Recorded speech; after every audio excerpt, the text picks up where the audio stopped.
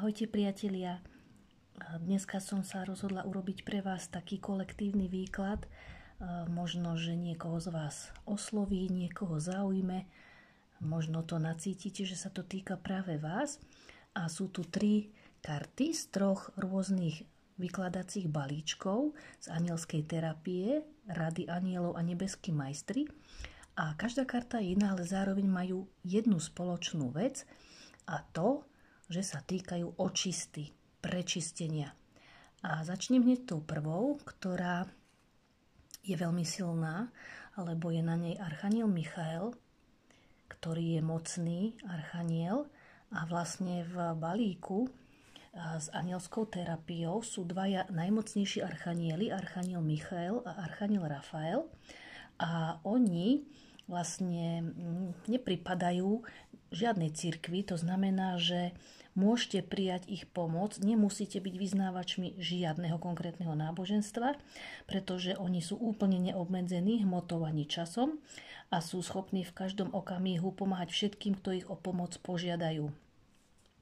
A to Michaelovo alebo Michaelovo meno znamená ten, ktorý je ako Boh. Tento archaniel je mocným vykonávateľom Božej vôle, ktorý káže mier na zemi. Michael vie, aké je vaše božské životné poslanie, preto ho žiadajte o vedenie na ceste za naplnením svojej duchovne zmysluplnej kariéry. Je to tiež aniel ochránca, ktorý vás zaštíti pred energiami strachu a bdie nad bezpečím vás i vašich blízkych. S týmto mocným archanielom, ktorý vás v tejto záležitosti chráni a vedie, spolupracujete veľmi úzko. Takže to je krásna ochranná, silná karta. A prejdeme ku karte číslo 2, kde máme znova aniela. A ten nám hovorí o prečistení. A je tu napísané, že s veľkou láskou a úctou ťa žiadame, aby si sa zbavila svoje drahocenné telo a citlivé telo jedov. S veľkou radosťou ti pomôžeme naučiť sa, ako zvládať stres takým spôsobom, ktorý v tebe prebudí zdravý život. Na tvoje prianie ti tiež pomôžeme zbaviť sa smútku z toho, že sa vzdávaš svojej starej životosprávy. Odovzdaj nám svoje obavy, strachy a starosti a preciťuj naplno krásu a pôvab svojho očisteného tela.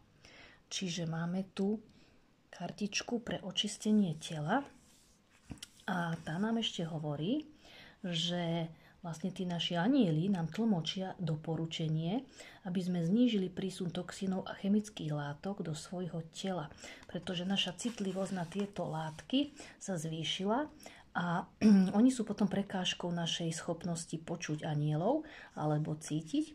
Preto nás žiadajú, aby sme od týchto látok upustili. Môže to byť aj cukor, alkohol, káva, nikotín, potravinárske aditíva, čiže všetky tieto látky. A keď požiadame, lebo anieli, oni vlastne rešpektujú našu slobodnú vôľu a čakajú, kým ich požiadame, nemôžu zasahovať len tak, kedy sa im zachce, pretože my teda tou slobodnou vôľou môžeme ich požiadať alebo nepožiadať, je to na nás. Oni sú radi, keď ich požiadame a radi nám pomôžu aj so stresom, ktorý môžu vyvolať nejaké neuspokojené žiadosti.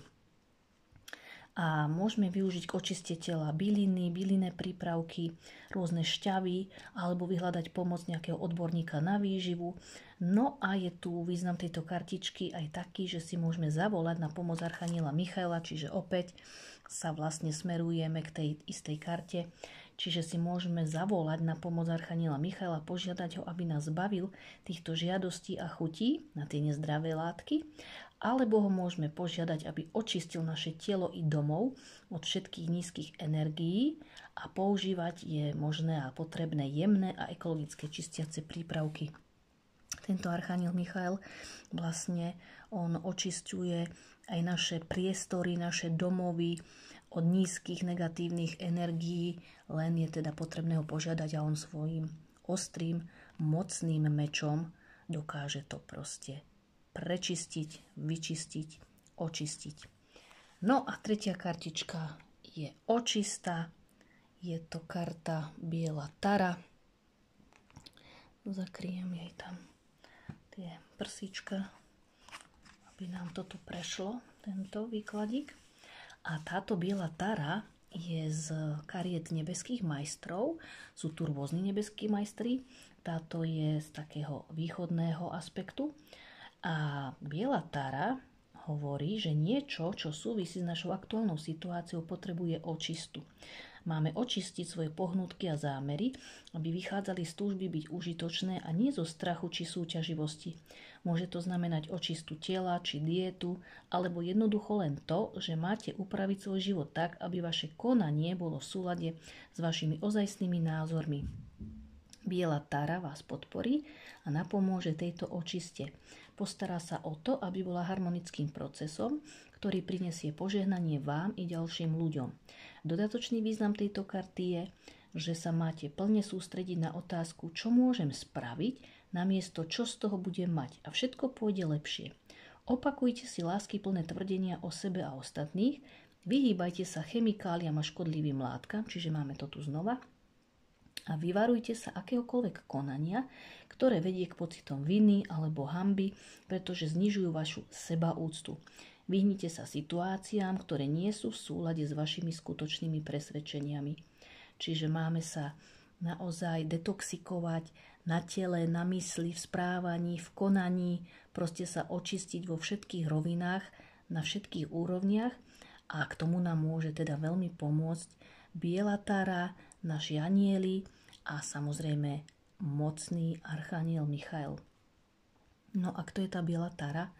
Ona vlastne predstavuje taký aspekt východnej bohyne, ktorá sa zjavuje v rôznych formách, rôznymi farbami, a táto biela tara je milujúca, pomáhajúca bohyňa, ktorá naplňa životné očakávania a zosiela vnúknutia všetkým, ktorí sa na ňu obrátia. Biela tara predstavuje podstatu všetkého, čo je v ľuďoch a v živote čisté.